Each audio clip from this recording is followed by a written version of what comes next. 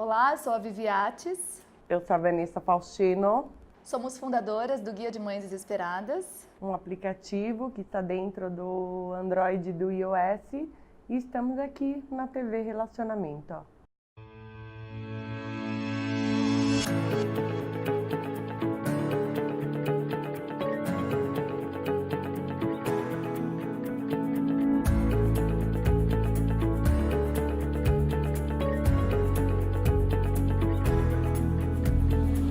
Olá pessoal, vamos começar mais um Virando o Jogo com Luciana Kazaki e a nossa entrevistada de hoje, Lara Di. Lara, muito feliz que você tenha vindo aqui, viu? Obrigada, querida. Prazer enorme receber você. Igual. Vou falar um pouco dessa mulher maravilhosa que eu conheci recentemente. Incrível, lutadora, empreendedora, guerreira, mulher forte, decidida, foi atrás dos sonhos dela, veio de Pernambuco? Não, da Bahia, Da de Bahia, Itabuna. desculpa, da Bahia com 12 anos de idade. Isso. Aí ela vai contar pra gente um pouco da história dela, que é uma trajetória longa e muito bem sucedida. Então eu queria deixar com você. Obrigada. Meu nome é Lara Di, né? Quer dizer, na verdade, meu nome é Edilara. E houve um momento que eu vou contar que Lara Di é um nome invertido, né? É você pegar Edilara e inverter, né? Sim. Eu faço uma brincadeira que ninguém precisa chamar Edilara, eu preciso chamar Lara ou Edi, né? Tá tudo certo. Bem, eu tenho 64 anos hoje, tenho 52 anos em São Paulo. Eu cheguei em São Paulo aos 12 anos, de Pau de Arara. O Pau de Arara levou 7 dias para chegar aqui, o caminhão, foi uma longa Que viagem, loucura. né? Naquela época a gente vinha realmente assim. A cidade que eu nasci, Itabuna, era uma cidade de cacaueira, mas que teve uma grande crise com a vassoura de bruxa no cacau. E aí nós éramos pessoas já muito pobres lá, né? E minha mãe contava que desde quando eu tinha 6 anos, eu dizia a ela que eu queria fazer negócios. E eu até conto em alguns livros que eu faço parte exatamente sobre isso. Eu sempre pensei em empreender. Até mesmo quando eu morava num cortiço, lá na Bahia, que tinha uma fila no banheiro, e eu ficava pensando, um dia eu vou construir banheiros e todo mundo vai ter um banheiro, eu vou vender banheiros independentes. E eu tinha 10 anos quando eu pensava isso. E eu sempre achei, de verdade, que eu ia virar o jogo. Eu não sabia ainda que o nome era esse, mas eu tinha consciência que eu viraria o jogo. Então, e aí, depois de muito infernizar a vida da minha mãe, aos 12 anos, com 12 anos, eu consegui que ela viesse embora para São Paulo comigo, no Pau de Arara. E qual não foi a nossa surpresa? Que por mais que eu pensasse em vir para São Paulo, porque São Paulo era uma cidade que ficava rico, Sim. e eu queria ser rica, né? Por mais que eu pensasse nisso, eu não imaginei que São Paulo fosse tão grande, e nem que tivesse tantas lâmpadas, né? Tinha muitas lâmpadas o dia que eu cheguei. E eu cheguei aqui chovendo. Você sempre pode me interromper, tá? Porque eu sou uma historiadora, tá? Você tem tempo aqui à vontade para falar. E aí eu cheguei aqui e eu vi 7 dias depois, chovia, fazia frio naquela época, né? Há 52 anos atrás. Fazia muito frio e eu jamais imaginei. Enfim, e por uma dessas circunstâncias que a gente acabou perdendo a única carta que tinha. Detalhe, né? A gente não sabia ler muito, né? A gente sabia mal ler alguns nomes.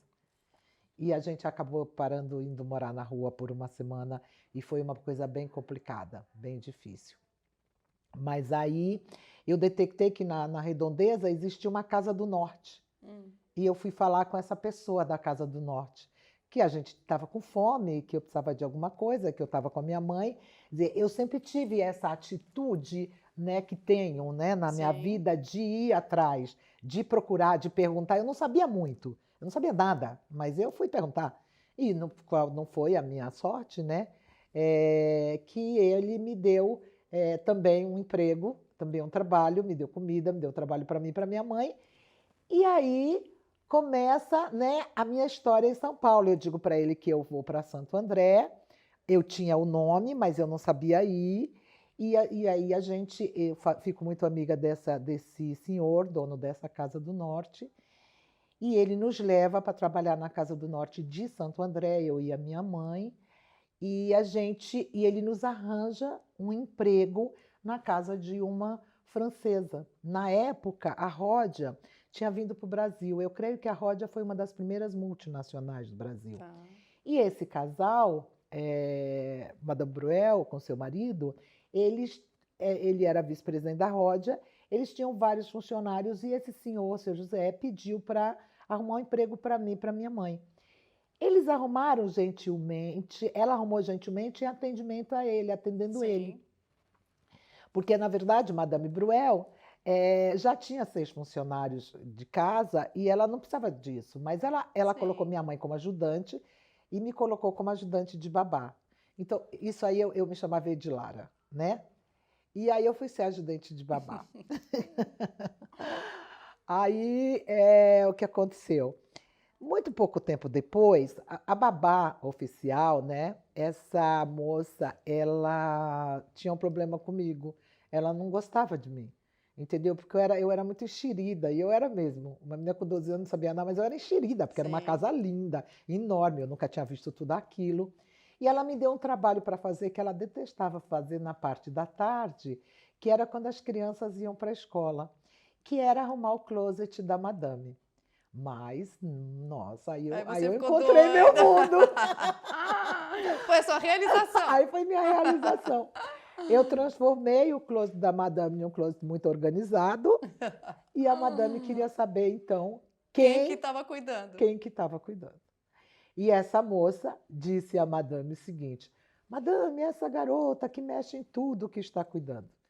Não sabendo ela que essa foi a minha grande virada. Porque aí a madame virou para ela e falou assim, então, agora ela não é mais auxiliar de babá, agora ela é a minha assistente. Olha, aí quebrou as pernas, né? Aí quebrou as pernas da A outra. vida é assim, tá vendo? Né? E aí começa essa história e a madame me perguntou, como você chama? Eu falei, Edilara. E aí a madame achou que Edilara era um nome muito grande, até porque ela estava aprendendo português e Edilara era mais complicado dela falar. Sim. Então ela falou, eu vou chamar você de Lara. E quando eu vi, a madame tinha um closet de mais ou menos uns 100 metros quadrados, eu sempre digo isso, lindíssimo. E eu olhei para aquilo e eu me apaixonei por aquilo, aquela beleza toda, aquele colorido, né? Porque tinha espaço de roupas amarelas, pretas, azuis, vermelhas, enfim. E aquilo me encantou, né? Eu falei. Era tudo novo, belo, bonito. Bonito, né? Por que não se encantar? E aí eu tenho isso em mim, porque é uma coisa que dizem, né? Aliás, é uma das coisas que eu tenho bastante carinho, que eu fui capa da revista Época, eu e mais 4 pessoas bem mais importantes que eu, que foi uma capa de revista chamada Generosidade, foi um projeto que a Época fez e que eu adorei participar, realmente. Eu sempre fui uma pessoa generosa, está dentro de mim, entendeu? Faz parte, a gente já nasce com isso, A gente já nasce com isso, né? E aí eu comecei a lavar os solados dos sapatos da madame, porque eu achava que aquela areia da rua não devia entrar no closet. Com certeza. E aí madame percebeu todo esse meu cuidado, enfim.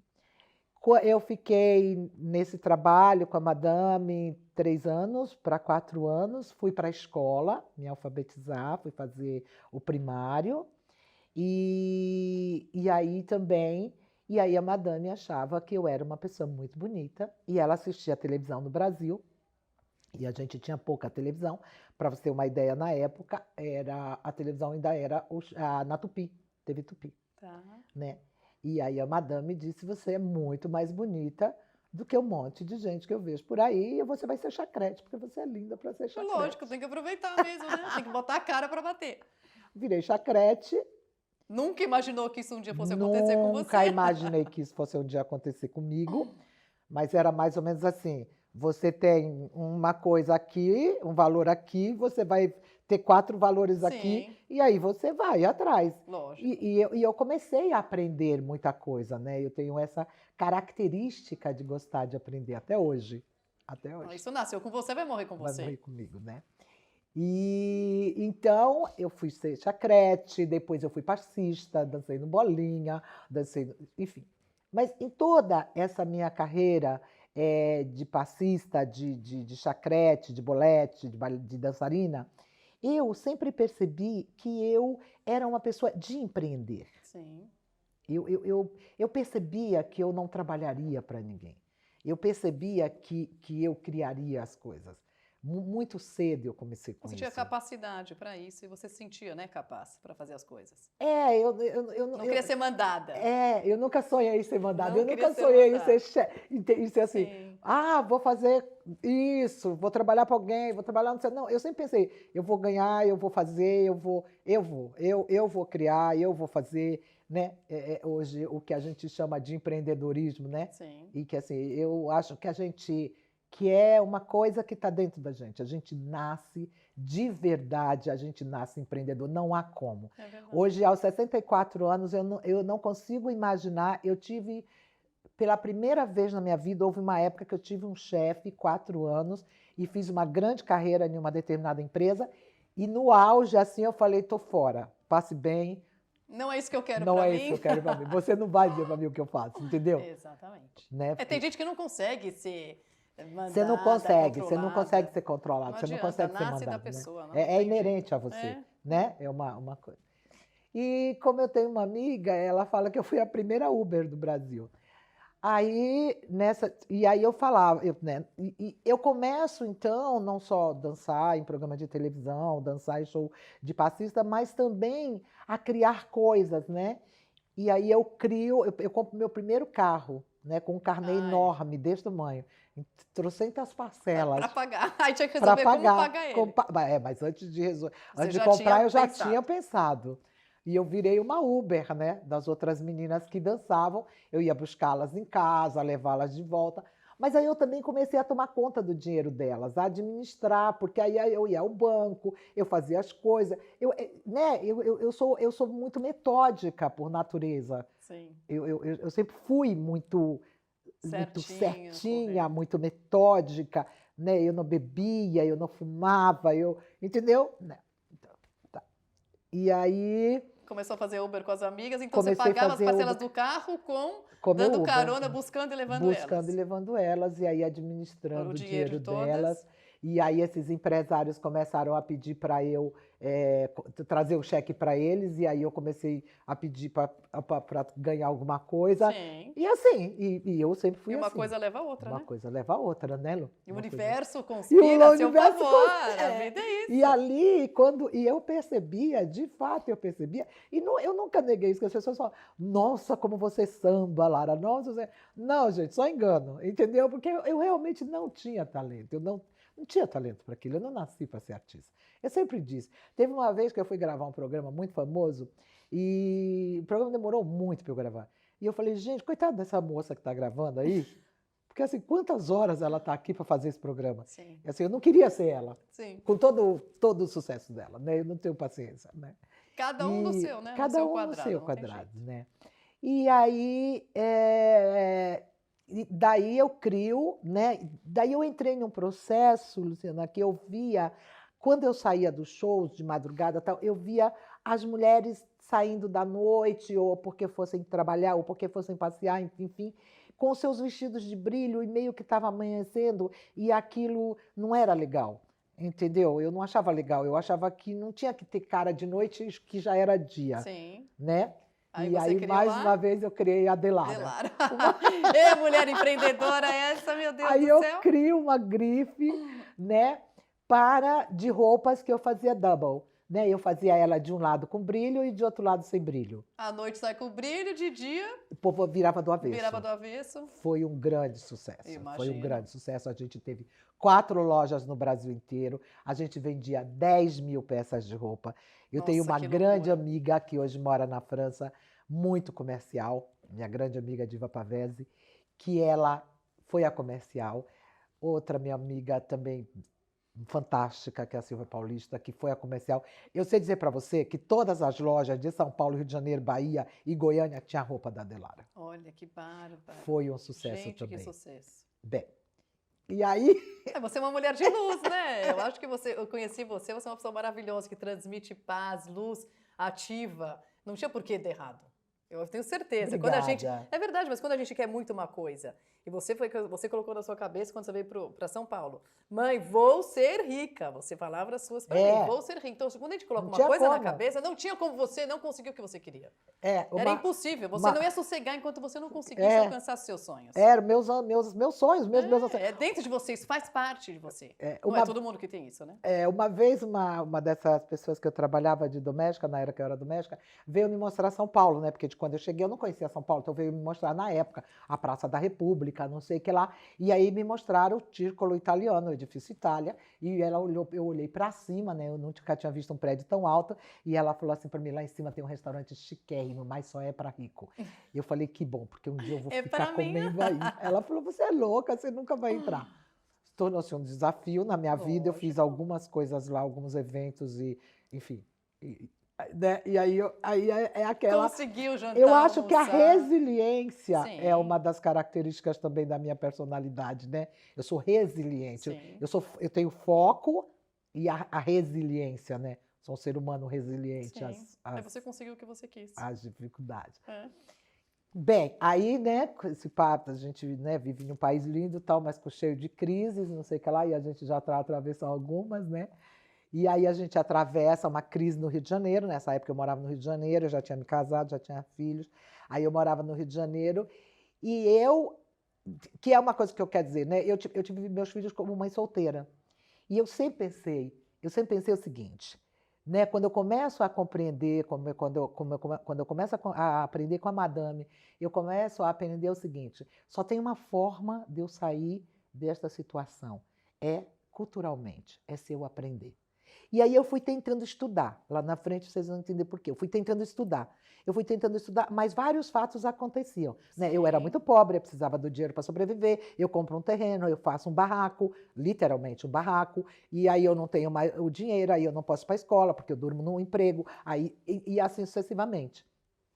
Quando eu tive minha filha, eu tive filho muito jovem, com 19 anos, quando eu tive minha filha Roberta, o que eu fiz?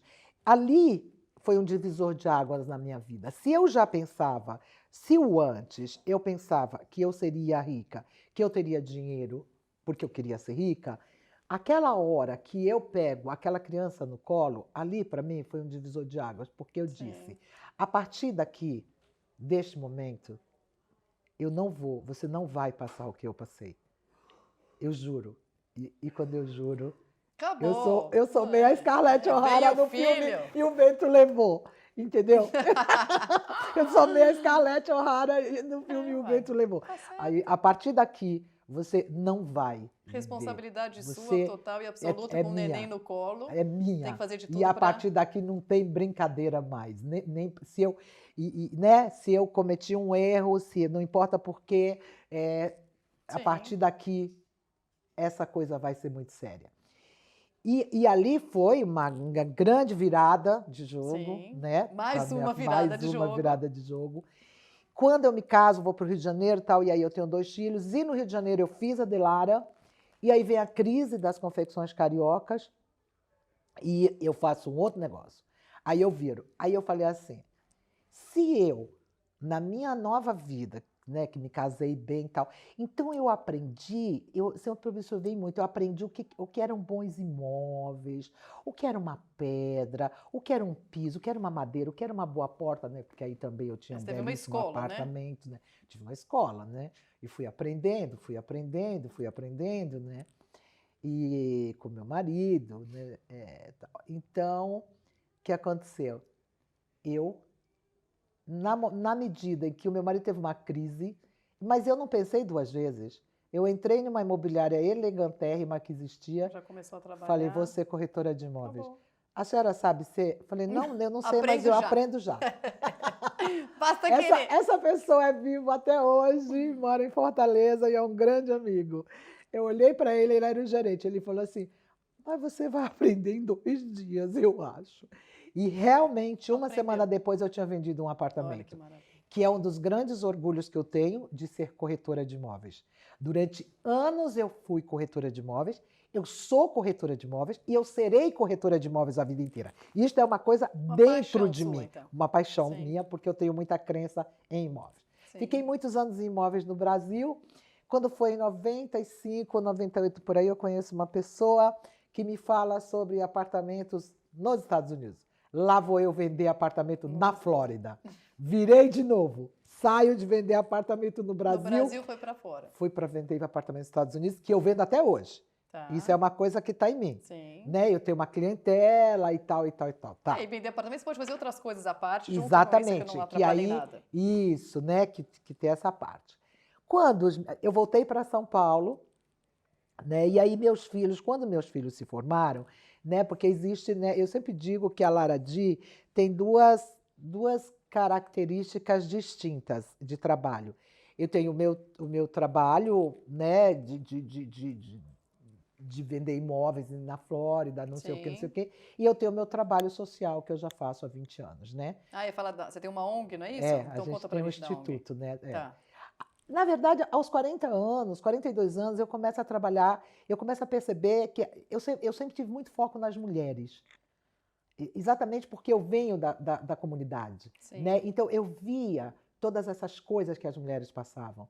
E eu sempre fui uma pessoa exatamente muito lutadora. Eu fiz greve com os caras porque ele não entregava o bujão de gás para quem morava lá no pé do morro. Eu fiz greve e ninguém comprava. Entendeu? Eu sempre fui essa, né? Essa socialista, assim, né? Tal.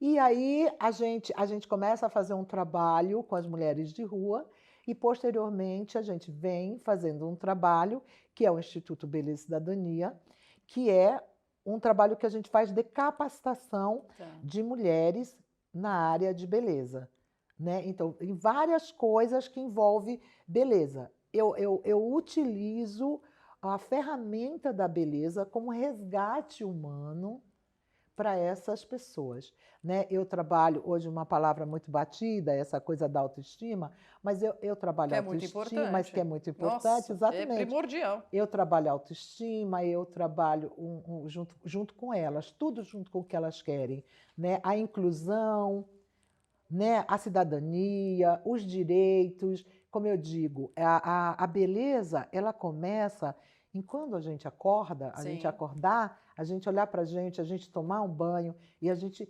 escolher, pensar o que a gente quer para a gente e ter um Exatamente. pensamento positivo, né? Acima de E tudo. aí a gente cria a Beleza e Cidadania, que é uma organização social que a gente capacitou, né, a 39 mil mulheres, incluindo essas mulheres, tentando incluir essas mulheres no mercado de trabalho. Hoje, o nosso projeto está em vários lugares do Brasil e do mundo, né? E a Beleza e Cidadania. E aí, nesse momento, vou falar de. Ainda temos tempo? Mas um pouquinho só. Um pouquinho só. Então, eu queria que a gente falasse depois um pouquinho do seu livro rapidamente. Tá. Porque nós estamos com o tempo curto. Você viu? Conta uma história. É que a sua história, ela vai, né? Se deixar, a gente fica 1h30, 2 horas aqui, mas a gente não tem Então, esse tempo. mas nesse momento que eu começo a trabalhar com mulheres, não sei o que lá, eu também começo a sentir falta de entender o que é o ser humano. Né? De me perguntar por quê. O que eu fiz? Aos 60 anos eu fui para a faculdade, hoje eu sou socióloga, né? E aí eu quero fazer um mestrado em antropologia, tem 1 ano e meio que eu estudo inglês, é uma outra parte, eu estou virando o jogo de novo, né? Não tem parada, não vai Não parar vou nunca, parar. só o dia que morrer. Só o dia que morrer. E aí me convidaram. Para esse livro, vamos ver aqui. Fala um pouquinho rapidamente do Mulheres Negras. A Bianca Santana, escritora, me convidou para fazer parte de Inovação Ancestral de Mulheres Negras, que são 36 histórias de mulheres que viraram o jogo sempre. Olha que Tá sempre virando o jogo, né? E é isso. E eu quero deixar uma com mensagem muita que você carinho, passa uma aqui pra mensagem todo mundo. de que todos os dias, né? Todos os dias de manhã, né? A gente não vive só bem, né? Sim. A gente tem um monte, uma série, todo mundo tem problemas. Todos os dias de manhã que eu levanto, eu vou tomar banho. É uma das primeiras coisas que eu faço, eu vou tomar banho. E eu digo, hoje ainda vai ser melhor que ontem, e eu vou fazer isso. Entendeu? É o dia a dia, né? A gente tem que dia a buscar dia, isso, todo né, dia, Lara? né? Porque todos tem os dias que a gente não acorda bem, tem dias que Claro, você todo acorda mundo. bem. E tem aquele dia também que você não acorda bem, que você quer ficar o dia inteiro na cama. E você deve ficar o dia inteiro na cama, se isso lhe for possível. Direito também se dá disso, esse né? direito também. Sim. Não se cobrar, né? Mas acreditar mesmo, né? Pode ser difícil. Sim. Quando a gente está em situações adversas, parece que aquele momento não vai passar. Mas isso sempre mesmo. acredite que aquele momento passa e que dali a gente tirou alguma coisa. Você ficou forte, né? Você ficou forte, né? A gente tira a força de onde a gente não tem. Não tem E a gente tem que ir vai. atrás. E você né? vai, você consegue. E Aqui eu a maior vou de prova novo. viva para Eu vocês. vou de novo, eu irei sempre. Olha, que eu preciso falar, preciso me espelhar nela. Inclusive, Que quem isso? indicou ela para mim foi o Ted, uma pessoa maravilhosa, como ela mesma diz, é a alma gêmea dela. Então, gente, eu só tenho a agradecer, espero que vocês tenham gostado do nosso programa, uma história de vida linda como a Lara. Lara, como é que você está no Instagram? Tem alguma coisa que você quer passar para as pessoas poderem já acompanhar a sua história? É Lara Di. Como que é do Instagram, que eu não sei muito também? Lara Di do Instagram, @ Lara Di. Pode ser, né? @Lara Lara Di. Di, isso. E a gente né? coloca E no aqui depois Face, também para o Lara pessoal Di. assistir você. E com muito carinho, eu estou sempre disponível, sou voluntária em vários projetos, em várias coisas. Trabalho dando palestras, e dando palestras gratuitamente também, entendeu? E trabalhando aí para Queria ajudar te as agradecer pessoas. imensamente, você é uma pessoa maravilhosa, amei você te conhecer. Obrigado. Vou espelhar em você com certeza. Obrigado. Eu tenho muito a agradecer, viu? Eu também. Gente, obrigada. Espero que vocês tenham gostado, viu? Tchau, tchau.